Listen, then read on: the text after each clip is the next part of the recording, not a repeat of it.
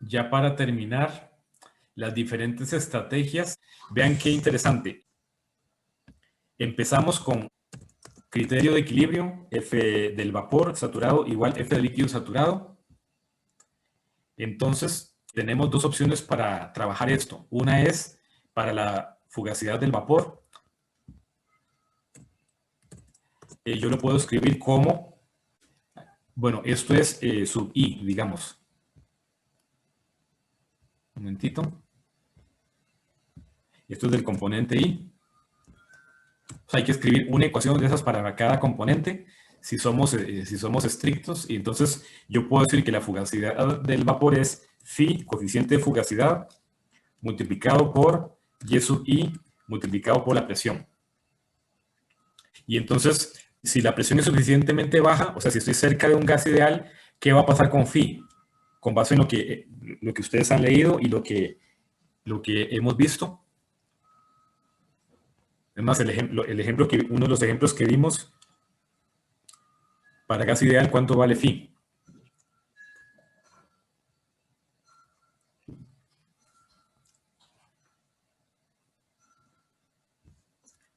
O sea, en muchas situaciones, cuando la presión es baja, yo voy a poder despreciar este.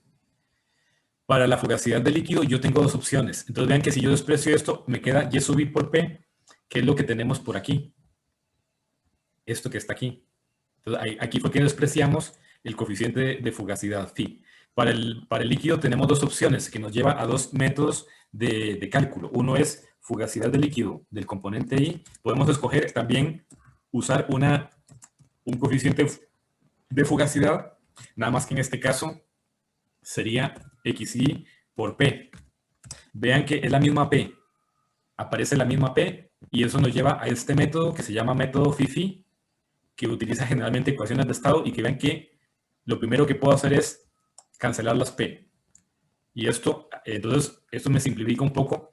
Y si además cancelo esto, porque es gas ideal o presión baja, vean que yo tengo, por ejemplo, una forma de calcular una coeficiente de fugacidad de un líquido a partir de datos experimentales con este método. Si me preguntan por una fugacidad de líquido, vean que yo lo puedo calcular de esta manera. Y tengo la otra opción que tengo es calcular la fugacidad del líquido, y es lo que normalmente se hace porque las fugacidades de líquidos con ecuaciones de estado, pues si no es la que vimos virial, sino poquito más compleja, pues se va complicando la parte matemática. Entonces, en la práctica lo que se usa es el gamma, o sea, se usa el coeficiente de actividad multiplicado por la fugacidad del componente puro en el estado de referencia. Y esta fugacidad del estado puro en el estado de referencia, para soluciones ideales, o si estamos cerca de una solución ideal, pues vean que va a ser X sub I por la presión de saturación I. Vamos a ver cómo lo ponemos que se entienda. Y eso nos lleva a las ecuaciones de Raoult modificadas y a la ley de Raoult. ¿Okay? Esto que tenemos acá. Vean que si yo sustituyo la fugacidad del componente puro a un estado de referencia por XI por presión de saturación e incluyo el gamma, tengo la ley de Raoult modificada. Y si lo que tengo es una solución ideal, ¿qué pasa con gamma? Soluciones ideales. Solución ideal sería ley de Raoult. Comparemos la ley de Raoult y la ley de Raoult modificada. ¿Cuál es el cambio? Elimina el gamma, profe. Ajá, otra forma de decir eso, o sea, para eliminar gamma tiene que tener un valor particular. 1. 1, correcto. Para una solución ideal, gamma, todos los gamma son iguales a 1. Entonces, si aplica la ley de Raoult, o sea, solución ideal, pues gamma es igual a 1. Y entonces vean cómo de la igualdad de fugacidades salen todas las fórmulas que hemos visto hasta este momento. Sale desde la ley de Raoult modificada, y salen estas fórmulas. Es más, vean, esta fórmula es el método gamma phi, así se llama. Y así terminamos.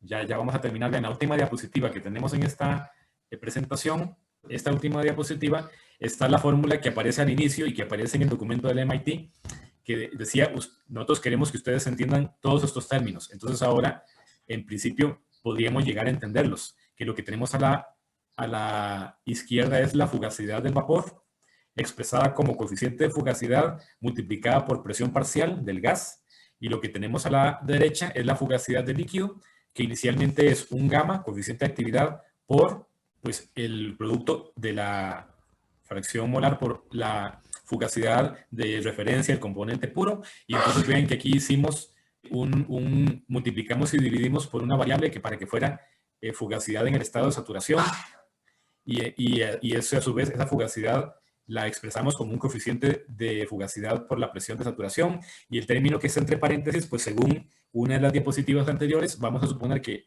estamos en un estado líquido comprimido, el estado de referencia, pues entonces hay que aplicar el factor de Poynting. Este último término exponencial, pues es el llamado factor de Poynting, y entonces le encontramos explicación a cada uno de estos términos. Y eso es al final de cuentas lo que nos interesa, que entendamos cada uno de estos términos y que los podamos utilizar, inclusive que podamos en algunos casos simplificar, que es lo que vamos a hacer en la próxima clase. La próxima clase va a ser puros ejemplos, pura práctica,